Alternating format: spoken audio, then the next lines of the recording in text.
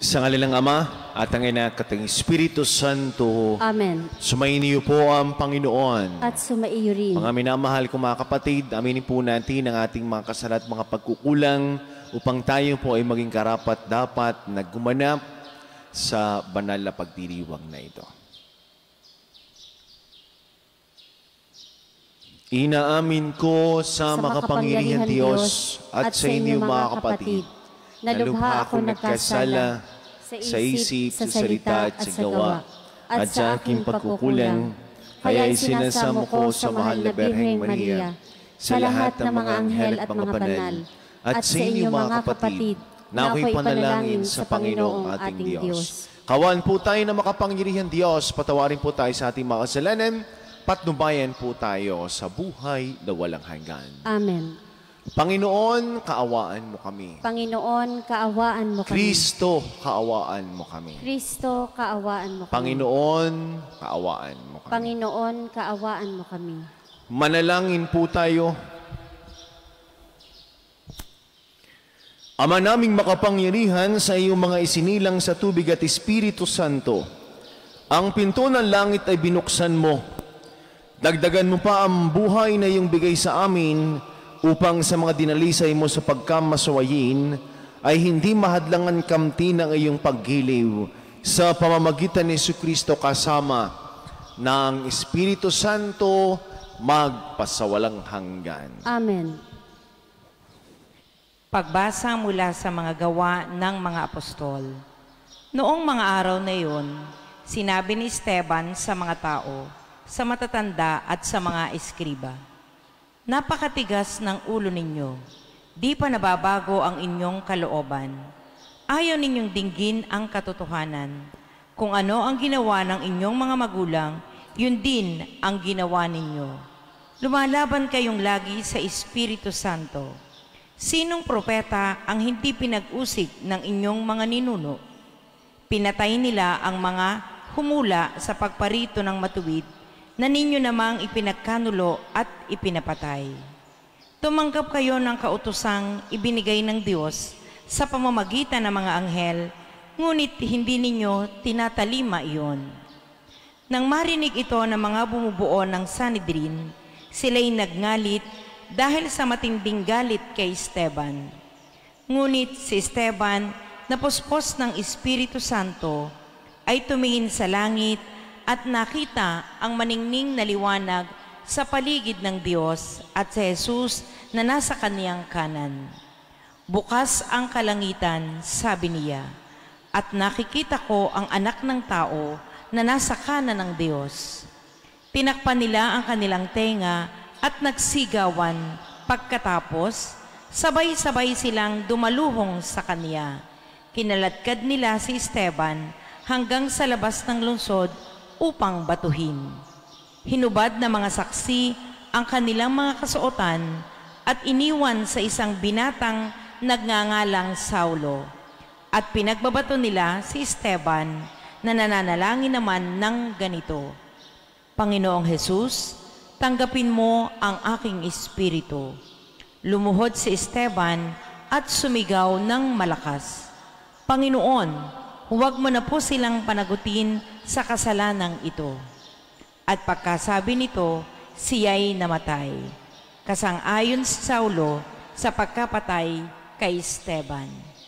Ang salita ng Diyos. Salamat sa Diyos. Salmong tugunan, Poon sa mga kamay mo, habilin ko ang buhay ko. Poon sa mga kamay mo, habilin ko ang buhay ko.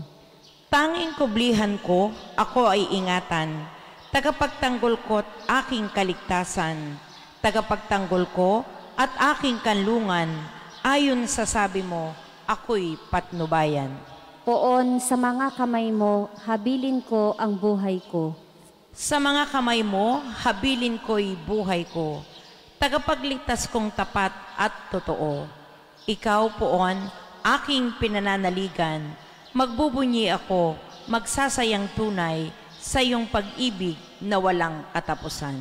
Poon sa mga kamay mo, habilin ko ang buhay ko. Itong iyong lingkod, sana ay lingapin. Ingatan mo ako't iyong pagpalain.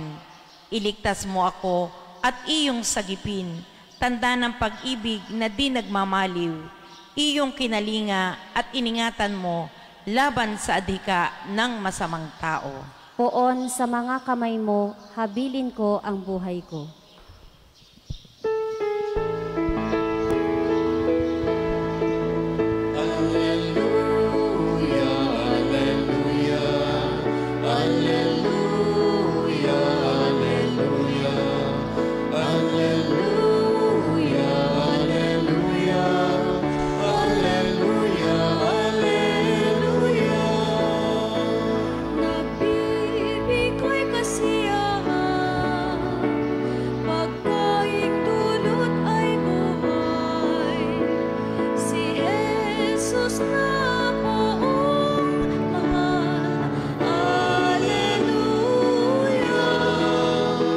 Hallelujah, hallelujah, hallelujah,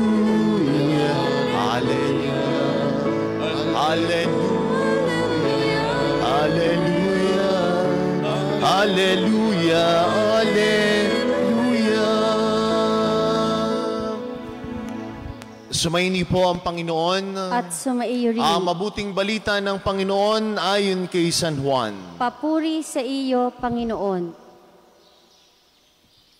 Noong panahong iyon, sinabi ng mga tao kay Jesus, ano pong kababalaghan ang may pakikita ninyo upang manalig kami sa inyo? Ano po ang gagawin ninyo? Tanong nila. Ang aming mga magulang ay kumain ng mana sa ilang ayon sa nasusulat. Sila'y binigyan niya ng pagkain mula sa langit, dugtong pa nila. Sumagot si Jesus, dapat ninyong malamang hindi si Moises ang nagbigay sa inyo ng pagkain mula sa langit, kung hindi ang aking Ama. Siya ang nagbigay sa inyo ng tunay na pagkain mula sa langit, sapagkat ang pagkain bigay ng Diyos ay yaong bumaba mula sa langit at nagbibigay buhay sa sanlibutan. Ginoo, wika nila, bigyan po ninyo kaming lagi ng pagkain iyon. Ako, ang pagkain nagbibigay buhay. Sabi ni Jesus, ang lumalapit sa akin ay hindi na magugutom at ang nananalig sa akin ay hindi na mauuhaw kailanman.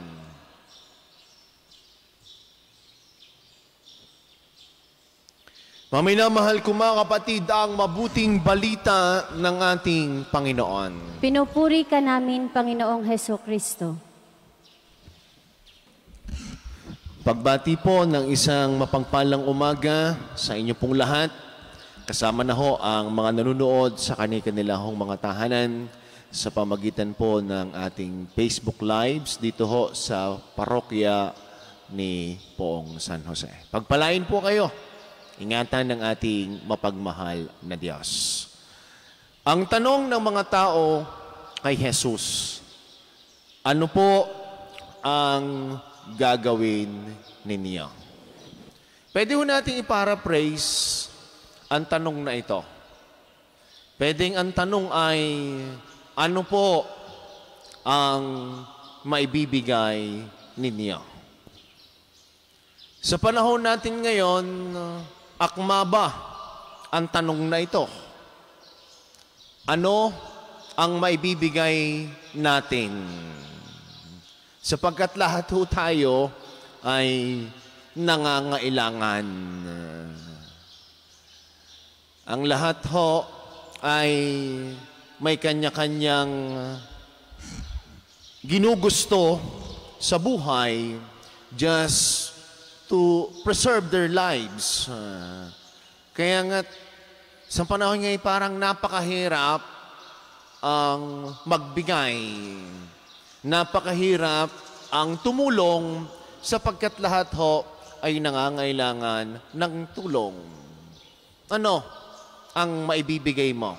At ano ang magagawa mo? Nakakatuwa ho sapagkat tayong mga Pilipino ay nandun pa rin naman ho ang espiritu ng pagtulong. Ang espiritu ng malasakit. Hindi naman lahat ho ng mga Pilipino ay sakim. Hindi lahat naman ho ng mga Pilipino ay mayabang. Hindi lahat naman ho ng mga Pilipino ay gahaman. Ay mga Pilipino rin na mayroong malasakit at pagmamahal sa kapwa. Alam mo ninyo, nakakatuwa yung isang programa na marahil ginagawa din naman ho ng iba. Yun yung pinasimulan ni Bishop Pambona Community Pantry. Natanong ho ito. Ito ho, ang mga tao ay kusa magbibigay sa isang lugar, store, kung ano man, isang lugar. Kung ano yung mga nais nilang ibigay, na kayang ibigay, at anyone is welcome para kumuha kung ano ang nandoon. At dito natin makikita na ang prinsipyo ay kunin mo lang ang nararapat at ang sapat para sa iyo, para sa inyo. Doon nga sa isang interview, ang sabi nung isang kumuha ng gulay, may isda, sabi niya ay, kagusto ko na kumuha ng madami, pero naiisip ko pa rin ang mga tao na nakapila, na nangangailangan din. Kita ho ninyo, hindi gahaman, hindi sakim. At yung nga hong isa, yung kanyang mga pananim sa bakuran ng mga gulay, ay nakuha pa ho na rin niyang i-donate at ibigay. Sapagkat alam mo niyang marami pa rin nangangailangan. Yan ang espiritu ng pagtulong. Yan ang espiritu ng pagkakaisa. Espiritu ho ng malasakit. Kaya nga't ang tanong ko ay, ano ang inyong magagawa din? Ano ang inyong maibibigay din? Hindi pwedeng sabihin natin tayo wala. Hindi pwedeng sabihin natin, ay ako din na may nangangailangan. Ay ako din naman na may gusto. Hindi ho. Sapagkat ang ibinigay din sa atin ng ating Panginoong Hesus ay kanyang buhay. Kaya nga ang sabi niya, ang lumalapit sa akin ay hindi na magugutom at ang mananalig sa akin hindi na mauuhaw. Ako ang pagkaing nagbibigay buhay. Literal naman ho na pagka tumanggap ng banal na komunyon, kayo naman ay nagugutom pa rin. Kaya naman pag pumunta at nagsimba, hindi pwedeng hindi ho kakain. Hindi yun ang ibig sabihin. Ang ibig sabihin nun, ito'y ipinamala sa atin ng ating Panginoong Hesus, lalo tigit ho ngayong panahon ng pagkabuhay. Ano ba ang kanyang ibinigay? Ang kanyang buhay. Sapagkat siya ho ay may malasakit. Siya ho ay may pagmamahal. Kaya yung kanyang katawan ay hindi lamang para sa kanyang sarili. This is my body which will be given up for you. Ang aking katawan ay para sa inyo. Kaya't ang ating katawang ito ay hindi lamang para sa ating sarili. Kaya't yung ating mga pag-aari ay hindi lamang sa ating sarili. Kaya nga't di pwedeng, ito'y pinaghirapan ko naman, ay ito'y akin lamang. Kita ho ninyo sa unang pagbasa, si San Esteban, ano ang kanyang ibinigay? Ang kanyang buhay, ang kauna-una naging martir. At nakita ho natin na mamamatay na't lahat. Nandun pa rin ang salitang Ama. Patawarin mo na rin po sila sa kanilang mga kasalanan sapagkat hindi rin nila alam ang kanilang ginagawa. Nandun pa rin ang kanyang pagdadasal sapagkat siya ay may inialay. Anong inialay niya?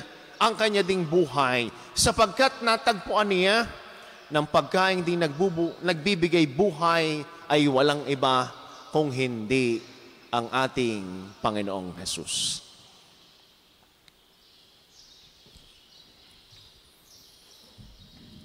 Inaaniyahan tayo na umasa kay Jesus upang makamit ang kasiyahang may bibigay lamang ang pinangakong langit, ang ating tugon. Jesus, tugunan mo ang lahat ng aming gutom at uhaw. Jesus, tugunan mo ang lahat ng aming gutom at uhaw. Ang simbahan, naway magsikap na maihatid ang pag-ibig ni Jesus sa lahat ng taong nagugutom sa tinapay ng buhay. Manalangin tayo sa Panginoon. Jesus, tugunan mo ang lahat ng aming gutom at uhaw. Atin nawang maunawaan na ang presensya ni Kristo sa Eukaristiya ay isang palagiang pagtawag sa atin upang ibahagi ang ating buhay sa lahat ng ating nakakadaupang palad. Manalangin tayo sa Panginoon. Jesus, tugunan mo ang lahat ng aming gutom at uhaw. Ang mga nagtitiis ng gutom at pagkauhaw, naway matugunan ni Jesus na siya ang ating tinapay. Manalangin tayo sa Panginoon. Jesus, tugunan mo ang lahat ng aming gutom at uhaw. Ang mga may sakit, naway makakuha ng lakas sa pagtanggap sa Eukaristiya. Manalangin tayo sa Panginoon. Jesus, tugunan mo ang lahat ng aming gutom at uhaw. Ang mga pinalakas ng Eukaristiya sa buhay na ito, naway muling buhayin sa huling araw. Manalangin tayo sa Panginoon. Jesus, tugunan mo ang lahat ng aming gutom at uhaw.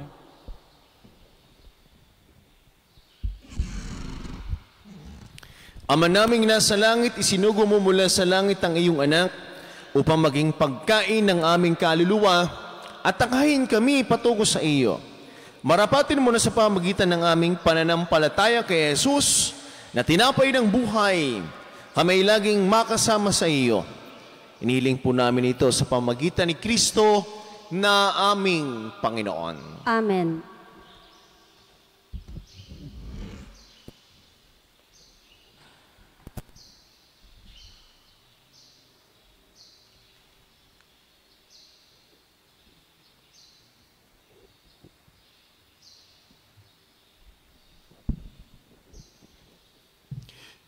Kapuri-puri ka, Diyos, sa malumikha sa libutan, sa iyong kagandahan loob na itong aming may alay. Mula sa lupa't mo ng pagawang tinapay nito para maging pagkaing nagbibigay buhay. Kapuri-puri ang poong may kapal, ngayon at kailanman.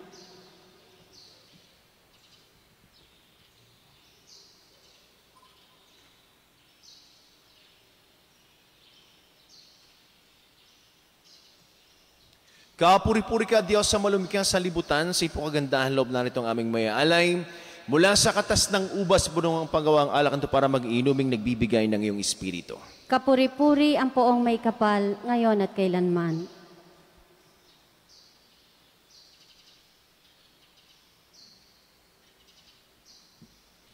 Manalangin po kayo mga kapatid upang ating paghain ng kalugdan ng Diyos amang makapangyarihan. Tanggapin nawa ng Panginoon itong paghahain sa iyong mga kamay, sa kapurihan at karangalan sa ating kapakinabangan at sa buong sambayanan niyang banal.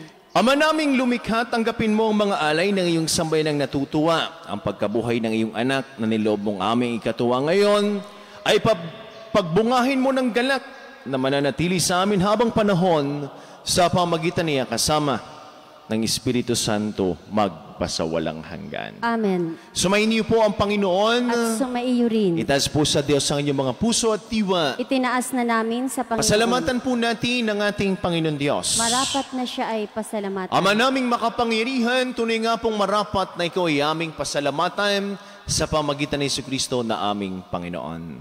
Siya ay talagang maasahan at ang katapatan niya sa pananagutan ay siyang bumago sa dating pamumuhay. Sa sangkatauhang namihasa sa pagkasalawahan, ang dangal ng tao ay ganap na itinampok upang mamana namin sa pakikipagkapatid kay Jesus. Kaya, kaysa ng mga anghel na nagsisiawit ng papurisan na walang upay sa kalangitan, kami po'y nagbubunyi sa iyong kadakilaan. Santo, Santo, Santong Panginoon Diyos na mga hukbo, napupuno ang langit at lupa ng kadakilaan mo. Hosana sa kaitaasan. Pinagpala ang naparirito sa ngalan ng Panginoon, o sana sa kaitaasan. Ama naming banal, ikaw po ang bukal ng tanang kabanalan, kaya sa pamagitan ng iyong Espiritu ngayon pong banal ang mga kaloob na ito upang para sa amin ay maging katawan at tugon ng aming Panginoong Jesucristo. Bago niya pinagtiis ang kusang loob na maging handog, hinawakan niyang tinapay, pinasalamatan kaniya, inagati-hati niya, iniabot sa kanyang mga alagad at sinabi, tanggapin ninyong lahat ito at kanin, ito ang aking katawan na ihahandog para sa inyo.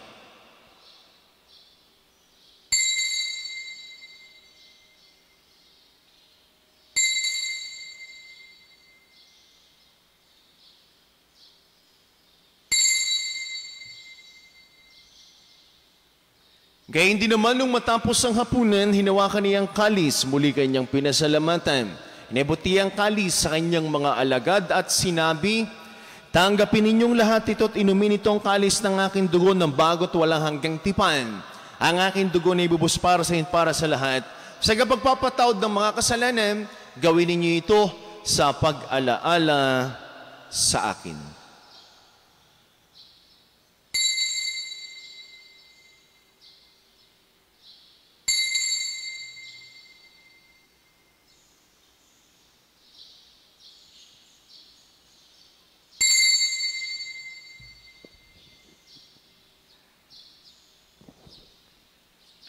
Ang misteryo ng pananampalataya. Si Kristo'y namatay, si Kristo'y nabuhay, si Kristo'y babalik sa wakas ng panahon.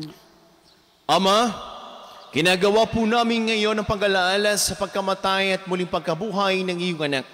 Kaya tiniyalay po namin sa iyo ang tinapay na nagbibigay buhay at ang kalis na nagkakaloob ng kaligtasan. Kami po'y nagpapasalamat dahil kami ay yung minarapat na tumayo sa harap mo para maglingkod sa iyo. Sinasamo po namin kami magkakasalo-salo sa katawan at tugon ni Kristo, mabuklod sa pagkakaisa sa pamagitan ng Espiritu Santo. Ama, lingapin mo pong isimbahang laganap sa buong daigdig. Puspusin po kami sa iyong pag-ibig. Kay San Francisco naming Santo Papa at ni Gilbert naming Arsobispo at ang lahat ng mga kaparian. Alalahanin mo rin ang mga kapatid naming nahimlay nang may pag-asang sila'y muling mabubuhay. Ganyan po lahat ng mga pumanaw. Kawan mo po sila patuloyin sa iyong kaliwanagan. Kawan mo pagindapatin kaming lahat na makasalo sa iyong buhay na walang wakas. Kaysa ng mahal na Birheng Maria ina ng Diyos ni Poong San Jose na ating ding patron. Kaysa ng lahat ng mga apostol, San Jose Marelo, San Pedro Calungsod, San Lorenzo Ruiz, at ang lahat ng mga banal na namuhay dito sa daigdig ng kalugod-lugod sa iyo, may pagdiwang nawa po namin ang pagpupuri sa kararangal mo sa pamamagitan ng iyong anak na aming Panginoong Jesucristo. Sa pamamagitan ni Kristo, kasama niya at sa Kaniya, ang lahat ng parangal at papuri sa iyo, Diyos sa makapangyarihan, kasama ng Espiritu Santo, magpasawalang hanggan.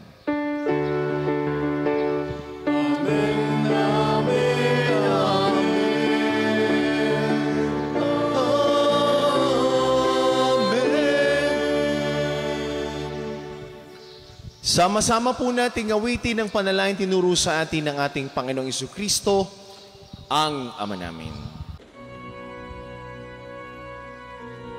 Ama namin, sumasalangit ka, sambahin ang ngalan mo, mapasa amin ang kaharian mo, sundin ang loob mo dito sa lupa para nang sa langit. Bigyan mo kami ngayon ang aming kakanin sa araw-araw, at patawarin mo kami sa aming mga sala para ng pagpapatawad namin sa nagkakasala sa amin, at huwag mo pahintulot sa tukso at diya mo kami sa lahat ng masama. Inihiling po namin kami adiya sa lahat ng masama, pagkalooban po ng kapayapaan, araw-araw iligtas sa kasalanan at tilayo sa lahat ng kapahamakan, samantalang aming pinananabikan ang dakilang araw ng pagpapahayag ng tagapagligtas naming si Yesu Kristo. Sapagkat iyo ang kaharian, ang kapangyarihan at ang kapurihan, magpakailanman. Amen. Panginoong Yesu Kristo, sinabi mo po sa iyong mga apostol, kapayapaan ang iniiwan ko sa inyo.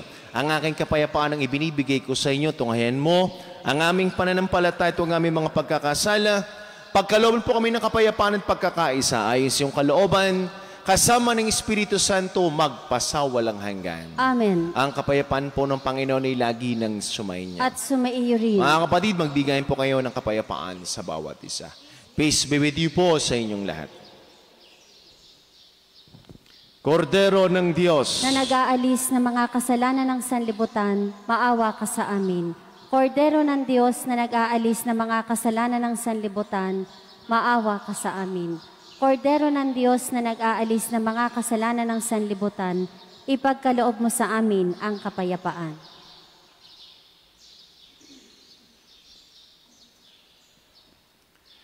mga minamahal kong mga kapatid, ito ang Kordero ng Diyos. Ito ang Kristong muling nabuhay. Siya nag-aalis sa mga kasalanan ng sanlibutan. Mapalad po tayong lahat ng mga inanin sa kaniyang banal na piging. Panginoon, hindi ako karapat-dapat na magpatuloy sa iyo, ngunit sa isang salita mo lamang ay gagaling na ako. Ang katawan ni Kristo. Amen.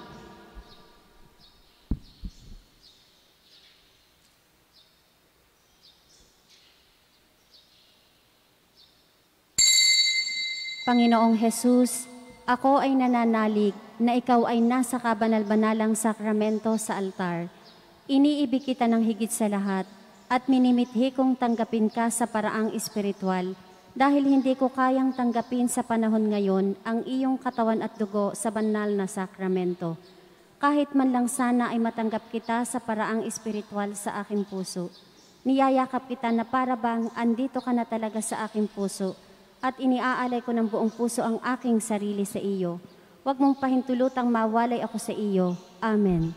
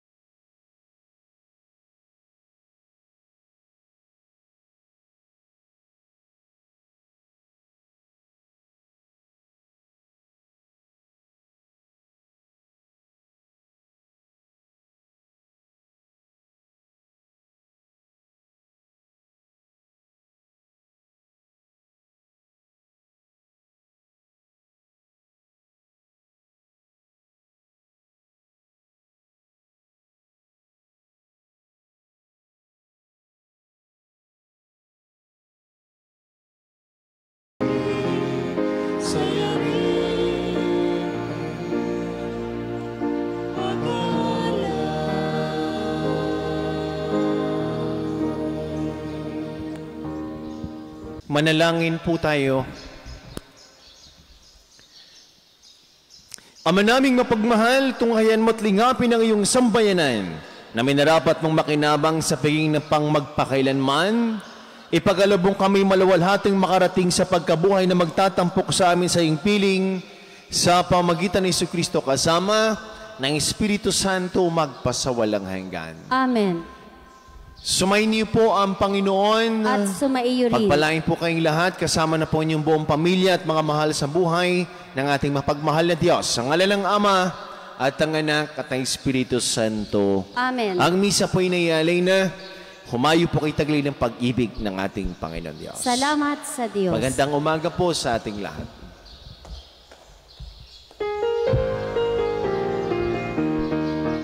Magsiyawi kayo sa Panginoon.